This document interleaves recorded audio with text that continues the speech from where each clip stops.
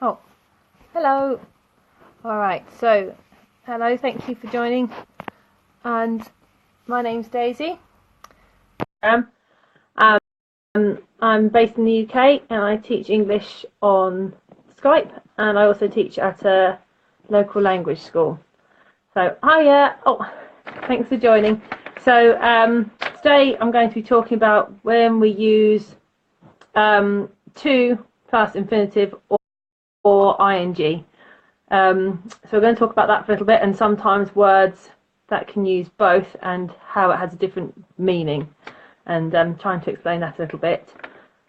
So whilst I'm speaking, if I talk too quickly or I'm too quiet or you don't understand something, please just ask questions on here, type them up. Don't be shy and don't worry about making mistakes. Just ask a question. It doesn't have to be about the subject we're on. It can be about anything, so I don't mind if it's not related to what I'm talking about. If you just have a question about English or England as a country, then feel free to ask away. Okay, so hopefully this will help a little bit. And say, just shout stop if it gets too fast or too confusing. Okay, so we have some rules, as always with English. We have rules, and then we have exceptions, which makes it confusing always. So I'll start with the basic rules of when to use ing and when to use to, and then I will explain the difference with the words that can use both, because some use both but it just gives a slightly different meaning. Some of the meaning can be make quite a big difference, so I will explain that after. Okay, so normally if we're using ing, we use it after a preposition. So any phrasal verbs or any preposition at all, you follow it with the verb in ing form. So for example, if you said, for New Year's I'm going to give up drinking alcohol, for example. So say give up drinking or give up smoking or whatever it is. Okay, or take up cycling, for example. So when you have a preposition, you follow it with ing. And do you have New Year's resolutions in Russia? Because in England we have for the new year we make New Year's resolutions, like things that we say we're going to do. So that's why I was using it as an example. So you might say you're going to lose weight, or I don't know, give up eating chocolate or something like this. So if you have a preposition, you use ing after it. Okay, so I'll put notes as I go, so you've got something to look at afterwards. So we say prepositions.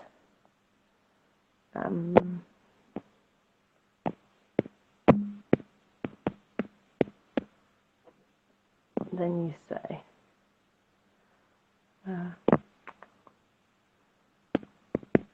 verb in ing form. Okay, so that's an easy one to remember.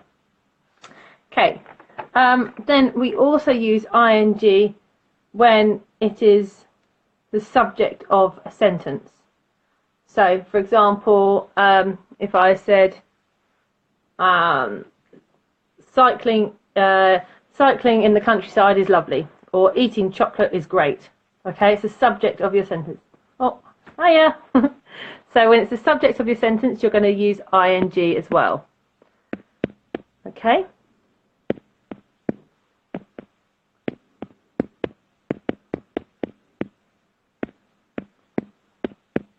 So these are just the basic rules, and then we're going to explain the more confusing ones. Okay. So after a preposition, hi, how are you? After prepositions and for the subject, we're going to use ing. For to, you're going to use it after an adjective. Okay, so if you said, I'm happy to help. Okay, it's difficult to remember English grammar rules, for example. So if you have an adjective, you follow it with to. Okay.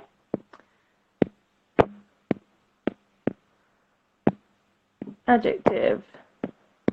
Then you have to plus infinitive.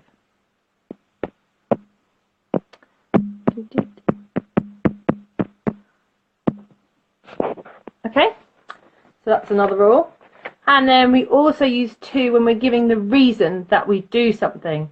So you might say, I'm learning English to get a job in England, for example. So the reason that you're doing something, so you use to say the reason that you're doing it. Okay, I'm sure this is probably like revision for you, I think. So I will move on. And then we also have long lists of verbs that you can go away. You have long lists of verbs that you can use that have to have to or have to have ing. I'm not going to type them all up on here because it's they're long lists, and you'll just be forever watching me typing and typing. So, for example, you might say, want goes with to. I want to go on holiday. Okay.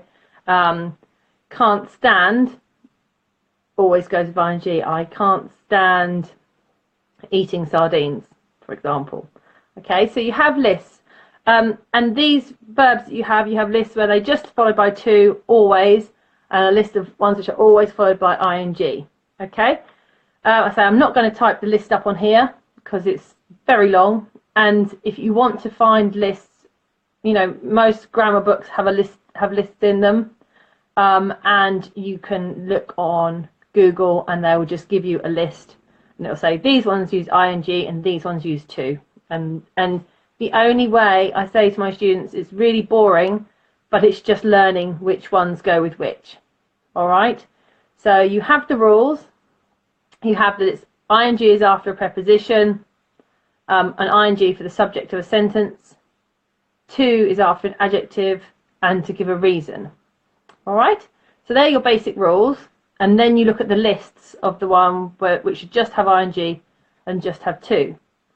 But the confusing thing is that we have some that use to or ing, and sometimes the difference is very little and it doesn't really matter, but sometimes the difference is quite big and it makes it quite confusing, and you need to get it right because otherwise you've given your sentence a whole different meaning. So I'm going to try and explain some of those today as well, because I say they're quite difficult and it's quite confusing if you get it wrong. If you get it wrong, it means your whole sentence is wrong. Okay, so when we use like, we have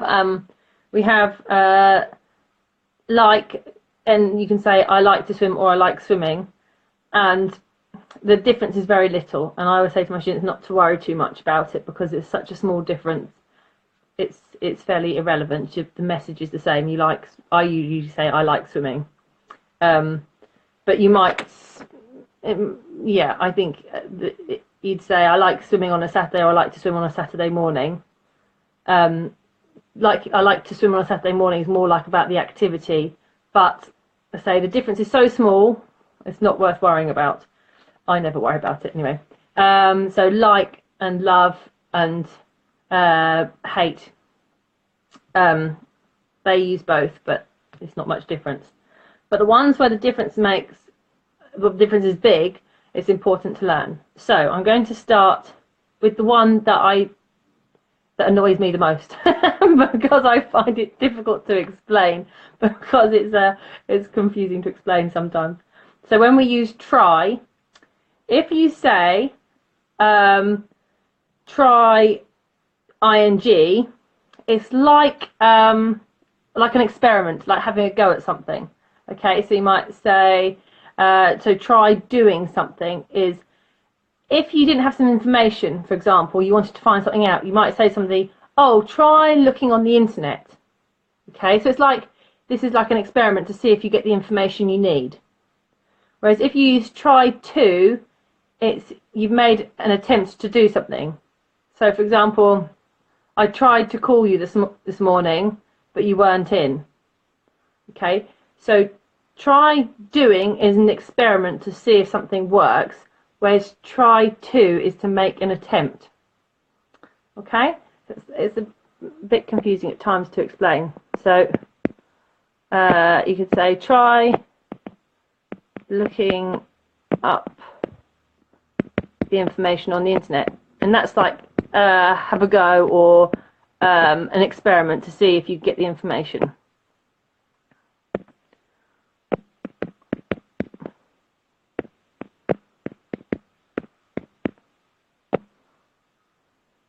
Or if I said I tried to call you, I tried to call you means I made an attempt, but you weren't home, or you didn't answer. Tried to call you, but you didn't answer.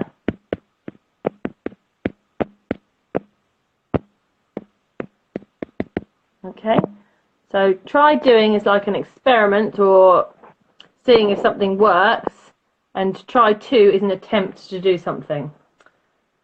Then the next one we have is remember.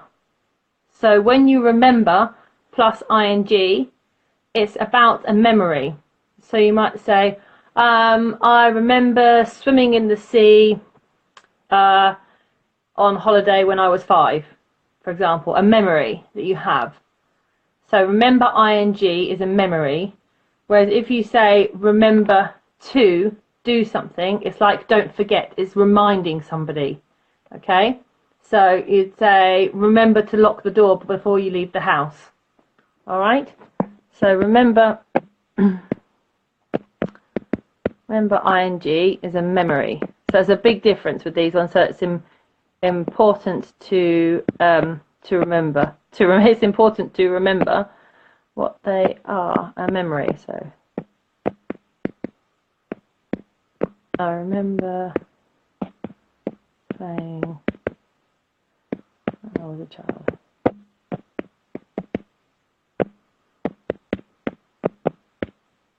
Okay, and remember to is to remind.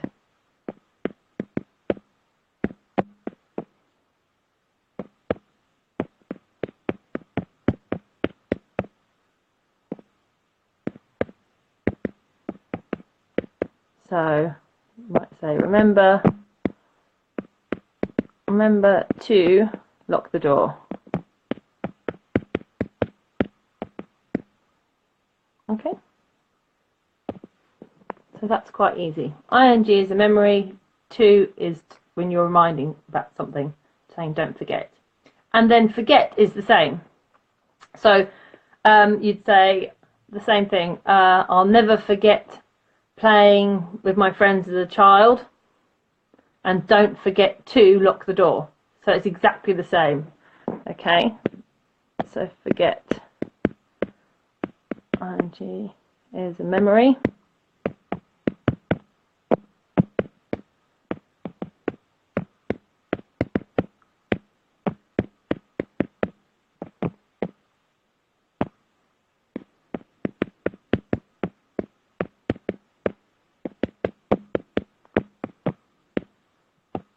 and forget plus to is a reminder.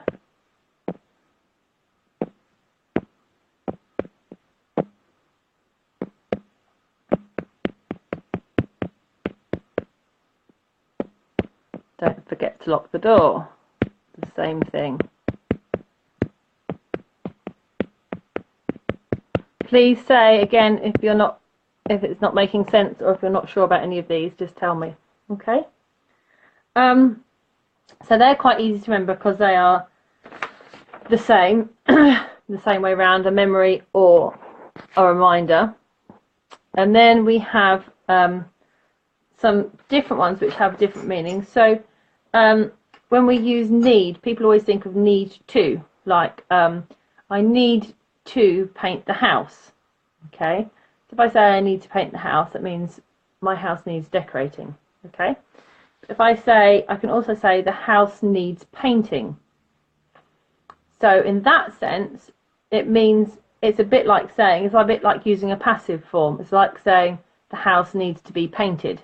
But instead of saying the house needs to be painted, you say the house needs painting. And when you say it like that, it means that you're not really going to paint it yourself. you're going to get someone to do it for you. So the house needs to be painted, I will pay someone to come and paint my house. But if I say I need to paint the house, then I'm going to do it myself. So when we say the house needs painting, we're using it like a passive form, but instead of saying the house needs to be painted. Okay, but it means exactly the same as the passive form. It means that someone else is going to paint the house and you're going to get them to do it. Okay, so if you say I need, so you can say I need to paint the house.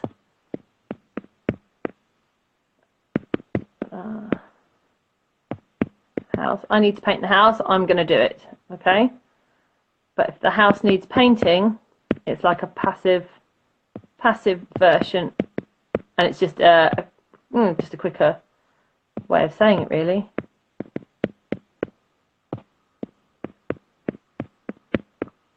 So are you all happy with passive form? I'm not sure. So the house needs to be painted. Okay, so that's the same meaning. Just means that you're not planning on doing it yourself. Somebody else is going to do it for you. Okay, and then we have stop. So you can stop doing or stop to do. Okay, so you could say that when you stop doing, it's like it's completely finished. The activity has finished. I stopped dancing. I was dancing, I stopped dancing, or I stopped running. It means I finished doing the activity completely. But if I said I was running, but I stopped to answer my phone, it would suggest that you stopped, but then you continued again. Okay, so when you stop doing, it means you finish the activity completely.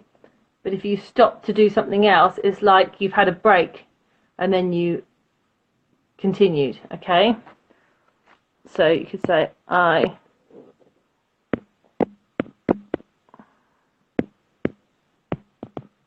stopped running.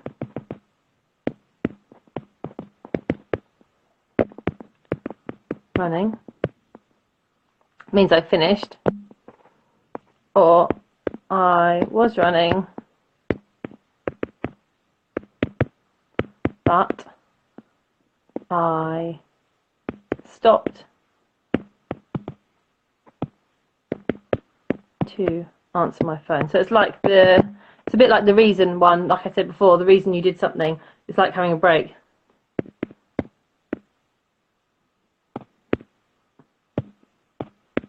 For example. Okay, so I stopped running, I didn't run anymore, or I was running, but I stopped to answer the phone, because and then maybe you continued, but it's like I said before, when you're giving the reason that you did something. So I was dancing, but I stopped to have a drink. Okay, or I just stopped dancing, full stop, I didn't want to dance anymore. Okay, okay, any questions? Everyone happy so far? Anything you're not sure about?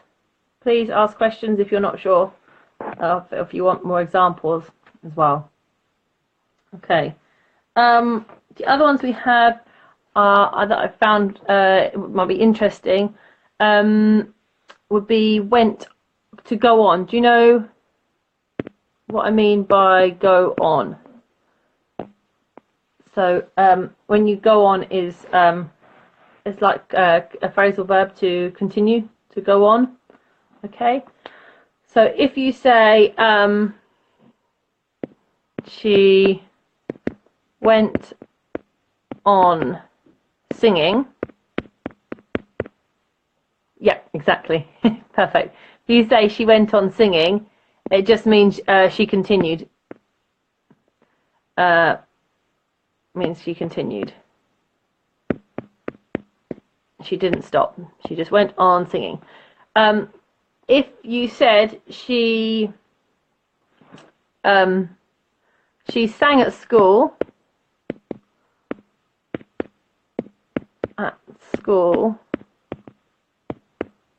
and then went on, so just the past, yeah, went on to become a pop star, for example.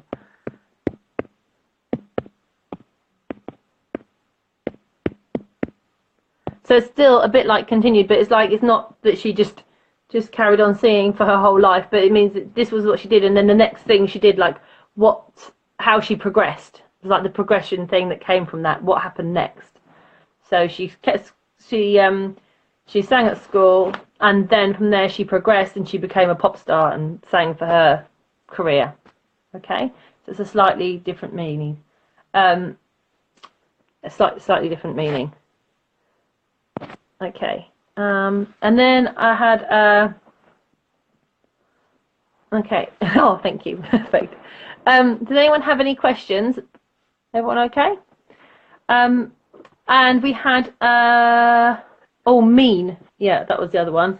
When you have mean ing or mean to. So if you say I didn't mean to do something, it means that it wasn't my intention. So if I didn't mean to upset you, or I didn't mean to do that, it was an accident, it wasn't my intention. But if something is mean with ing, it's like the result of something. So if I say I work in another town, which means leaving home half an hour before work, or there are roadworks in town, which means leaving earlier to get there on time. So it means this is like the result of the problem. Okay. Oh, hiya. Thanks for joining. So if you say I didn't mean to do that, it means it wasn't my intention.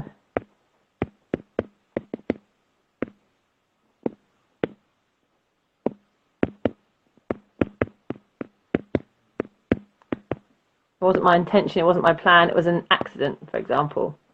Okay, and I could say working in London means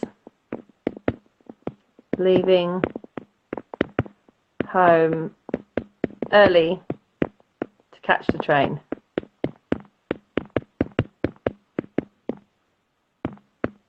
Okay, so the result of me working in London is that I have to leave early to get the train. So working in London means leaving home early to catch a train. So that would be the result of having a job in London. So the meaning of mean can be very different depending on if you use to or ing. Okay, so these are the main ones which cause a problem and can be quite confusing. Does anyone have any questions about those at all? Anything you'd like to ask? Anything you're not sure about? So I'll just run through for those of you that just joined. So that we're talking about to or ing, and we were saying the basic rules of ing was to use it after a preposition, or if you're using it for the subject of a sentence. And when we're using to, we use it after an adjective, or if it's the reason that you do something. Okay, so like I'm learning English to get a job in England, for example. And then we were talking about the fact that we have ones that use to or ing, and they're the ones that are confusing because they have a slightly different meaning. So when we use try, if you say try with ing, it's like an experiment to see if it would work. So for example, okay, so then if you use to, it's like an attempt. So for example, if I went out to my car, I say I tried to start my car this morning, but it didn't work. So I tried checking the oil, for example, so, which is like an experiment to see if that would help. I have no idea about how to make a car work. But when you try doing, it's like an experiment to see if something will work. And if you try to something, it's an attempt to do that thing. So I tried to call you, but you weren't home. Okay. I tried looking up some information on the internet. All right. So slightly different meanings. Then we had remember. So remember with ing is your memory. So I remember playing with my friends when I was a child. And remember with to is when you want something to remind. So remember to lock the front door. Okay, and the same with forget. So you'd say, I'll never forget playing with my friends as a child, and don't forget to lock the door. Okay, so remember and forget are the same way round. Ing is memory, to is like remind, don't forget. Then we had need. I need to paint the house means that I want to paint my house. I need to paint my house. If you say the house needs painting, it's like a passive form. So it's like the house needs to be painted. But we just say the house needs painting. And that suggests that you're going to ask someone else to paint the house for you. You're not going to do it yourself. Stop doing is to finish the activity completely. But if you stop to do something, it means you're doing an activity and then you stop that activity to do something else. It's like the reason. So I was running and I stopped to answer my phone, and then maybe I continued running again. Go on. So she went on singing means she continued singing. And then if you go on to do something, it means like the next stage in your life or your career or something. So she sang at school and then she went on to become a famous singer. That was the next step, or how she progressed.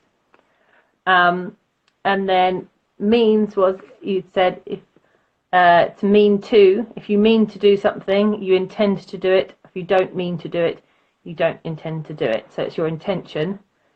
And mean with ing, well, the example is still there. I said working in London means leaving home early to catch the train. So it's the result, or like the consequence of your action. So if you're going to work in London, that means you're going to have to catch the train. So working in London means leaving home early to catch the train. Okay, so there are some say the basic rules, and then some of the ones where the both options can be used but have a different meaning. So I said when you look at all the verbs that just use to, or all the verbs that just use ing, I say there are lists that you can use and you can go to, and there isn't really an easy way to do it. It's just remembering which ones go with to and which ones go with ing. So the ones that you need to learn are the ones which use both and the different meanings, and then the others are just lists, I'm afraid, boring lists, which have no exception. It's just that these verbs use to and these ones use ing. Okay, so does anyone have any questions on that before we carry on? Or does anyone have any questions about anything else? Anything English or anything you might like to know? So it's getting very Christmassy here at the moment. Next week will be our Christmas. So next Wednesday will be Christmas Day. So next Thursday when I'm talking to you, it will be Boxing Day. So we were getting very excited. My daughter had her school, the nativity play. It wasn't really, well, kind of a nativity play today. And she was a camel. So I went and watched that today, and there was lots of singing and dancing. It was very Christmassy. So we were doing that. And tomorrow is the last day of school for all the children. So they're all very excited, and everything's getting, a bit manic around here at the moment. Okay, so if there are no questions, I will give you a few examples of phrasal verbs as well, because I said I'd do that every week, so I'm going to. So we had go on, we explained that. At the beginning of the lesson, I talked about to take up. I said, yeah, that's what I was going to say, because we have New Year's resolutions, and I'm not sure if you do that in Russia. How was my trip to London? Oh, my trip to London was excellent, thank you. Yeah, I forgot. Yeah, she was a camel. My trip to London was good. So yesterday I went to in London, Olympia. There's a big stadium called Olympia, and they have a horse show there. So I love horses, and they have a big horse show. And for me, it's like the start of Christmas because I've always loved going. And so I took my daughter yesterday, and we went to the horse show. And they have competitions and displays, and then at the end they have a big Christmas finale, and Father Christmas comes in on a sleigh with two big horses pulling it. So it was very Christmassy, and it was brilliant. We had a great time, but we were all very tired when we got home, but it was really good. That's good. Olympia. Do you know Olympia? Olympia, the horse show. If anyone likes horses. Olympia horse show. So Olympia is in like Kensington. Olympia is in Kensington. Do you know Kensington in London? And then they have loads of events on in Olympia. At that, it's like an events place.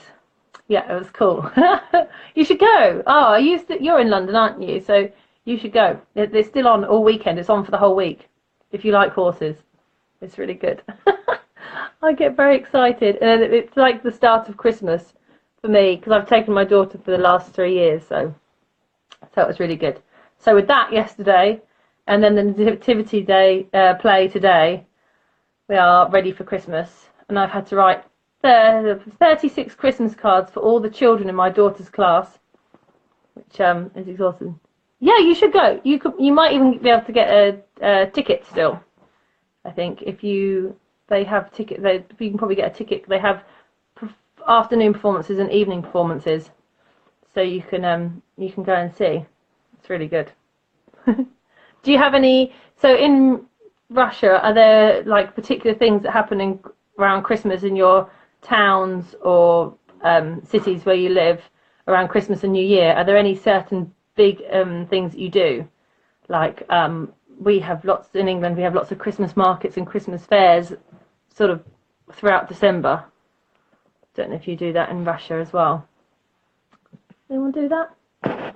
We've had quite a lot here. We had one where I lived the other day, but that was it. Okay. So yeah, so we're getting quite Christmassy. In fact, I'm going to put up more Christmas decorations after I finish.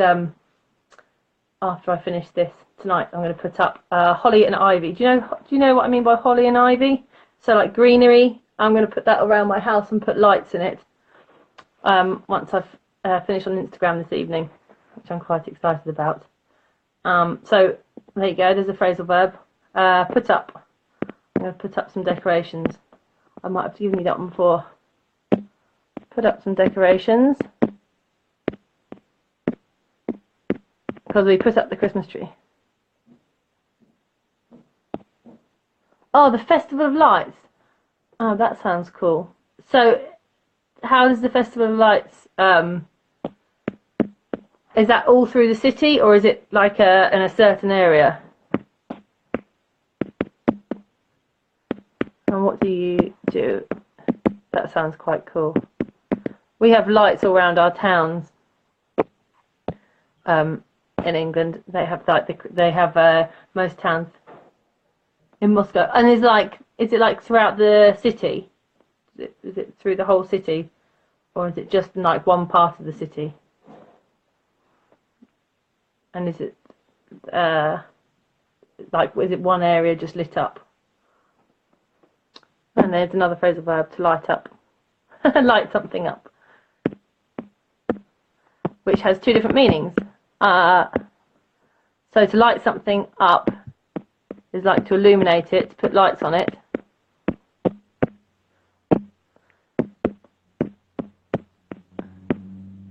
Whoop, if I could write it.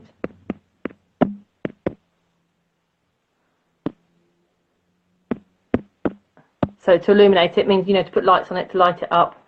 And if somebody lights up, if a person lights up, it means they suddenly look really happy or interested in something. It has different meanings. Oh, and just in some parts of the city. Okay. I like the sound of it. I love all the lights up in the towns at Christmas.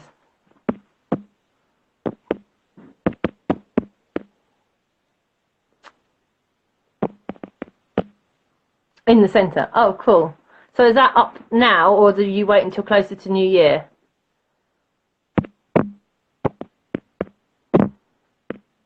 Is it? I mean, I know you won't be celebrating next. You won't be celebrating next week, will you? It'll be the week after for you. So do you have lights up already, or? So you could say she lights up every time she talks about. Oh, already now. Oh, cool. She lights up every time she talks about her horse, for example. So you know how sometimes people,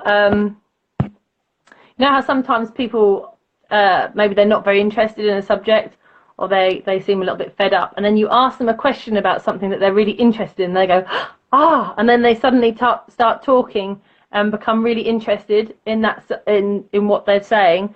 We say they light up. Oh, I said part of my written she lights. Sorry, that should say she lights up. Whoop.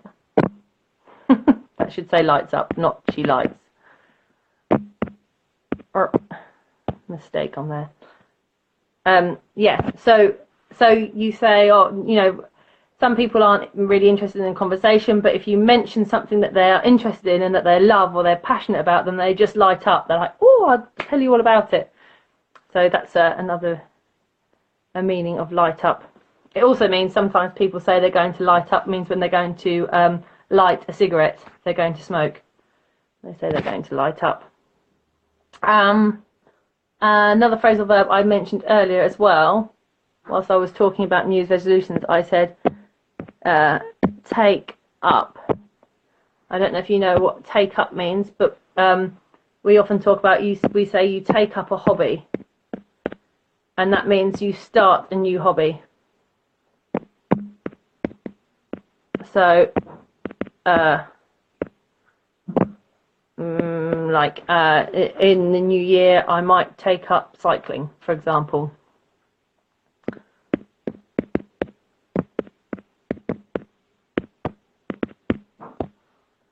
But it could also mean you can also take up your trousers. So if your trousers are too long and you want to make them shorter, you might take them up. So you might fold them and sew them to take them up. So, that's what I was going to ask you. So in England, for New Year, we make New Year's resolutions about all these things we're going to do in the new year to be better people. Or something like a promise to yourself or something. So most people say they're going to, I don't know, they're going to lose weight, or they're going to get fit, they're going to give up chocolate, or they're going to give up smoking, or give up alcohol, or something like that. And we say these things for New Year, and normally people just say them to themselves. They might tell a friend what they're going to do, and usually people do this thing for about 2 weeks or a month at most, and then they give up. But we call them New Year's resolutions. Do you do the same thing in Russia? So do you make New Year's resolutions? Do you say you're going to do things in January and then never do them? Anyone? So,